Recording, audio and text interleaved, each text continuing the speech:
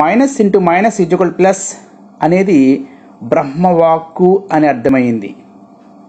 బ్రహ్మవాక్కు అంటే 1500 సంవత్సరాల క్రితం బ్రహ్మగుప్తుడు అనే ప్రాచీన భారతీయ గణిత శాస్త్రవేత్త బ్రహ్మస్ఫుట సిద్ధాంతం అనే ఒక గణిత గ్రంథాన్ని రచించారు.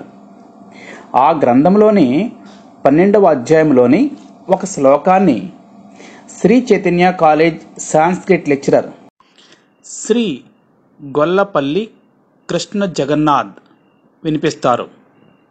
రండి సార్. ఊనమధికాత్ విశోధ్యం ధనం ధనాత్ రుణం రుణాత్ అధికం ఊనాత్ వ్యస్తం తదనంతరం స్యాత్ రుణం ధనం ధనం రుణం భవతి. శూన్య విహీనస్య రుణం రుణం ధనం ధనం భవతి. శూన్యం ఆకాశం శోధ్యం యదా ధనం రుణాత్ రుణాత్ ధనాద్వా తదా క్షేప్యం.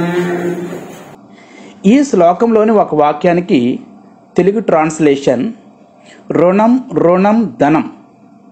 ఇక్కడ అర్థం చేసుకోవాల్సింది ఎలా అంటే రుణం అంటే మైనస్ అని, ధనం అంటే ప్లస్ అని. కాబట్టి రుణం రుణం ధనం అంటే minus into minus is equal plus అని అర్థం. ఇది minus into minus is equal to plus అనే గణిత సూత్రపు చరిత్ర.